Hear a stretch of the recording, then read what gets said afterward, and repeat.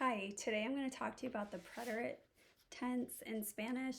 The preterite is one of two past tenses. The other past tense in Spanish is called the imperfect, and the preterite tense is referring to an action that is done in the past and is complete, and it was only done one time.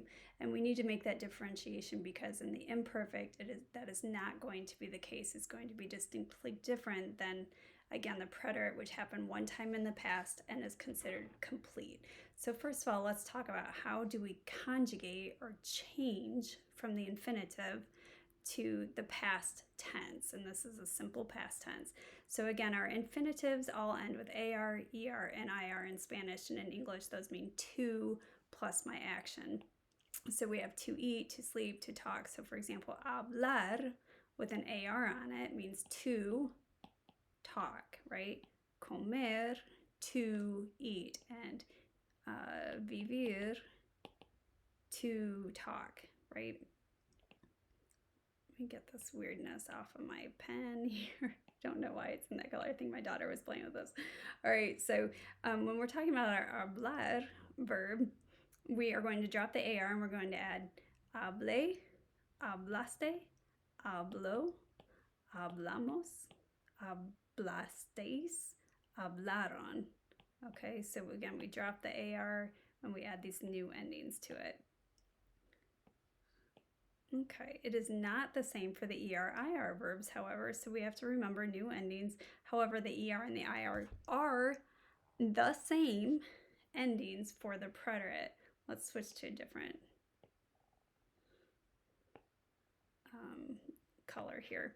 So on this one, we're going to end, let's take comer, we're going to end with an I, so remove the ER and add comí, comiste, comió, comimos, isteis.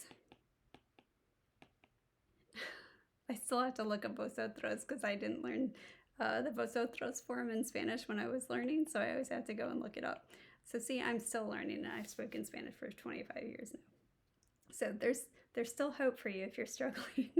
The vosotros I never learned. I learned Latin American Spanish and have never gone to Spain. Anyway, back to our grammar lesson here. So these are going to be the same for ER and IR. So for example, again, we had comí, viviste, drop the IR, ER, and so on. Add those new endings to it. Okay, again, this is for regular verbs, and what that means when we say it's a regular verb is that it follows a pattern. I just want to take a second and note this O and EO, especially this O one right here. First of all, I get a lot of students that miss this I on here and they'll put como. We've got to have an IO there on the third person. And as you know, LAN usted, I'll conjugate the same as the third person singular. This accent mark is going to be really important. For example, we're going to put, let's do hablar.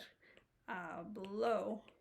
Con acento is he spoke, she spoke, you spoke formal, right? You formal spoke.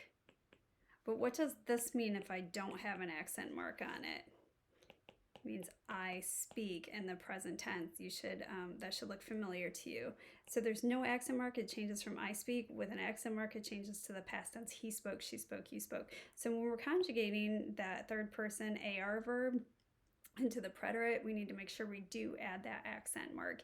And if you're not sure how to add accent marks on the keyboard, you can simply go to Google, and if you have a Mac or a PC, just type in what computer you have and then Spanish accent marks. And pretty much a million different instructions will pop up for you. So take your pick. Any of those will work. You can even change your keyword to the entire different language, which is in your settings, or you can simply insert accent marks using different keys on the keyboard if you don't want to always be stuck into the Spanish language on your keyboard and flipping back and forth.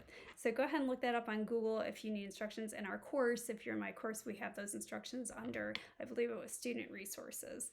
It's in our content, one of the content tabs. Okay, so this is the simple present. regular verbs. I'm going to make a different video talking about irregular, which are a bit more complex. We have a couple different categories of irregular verbs.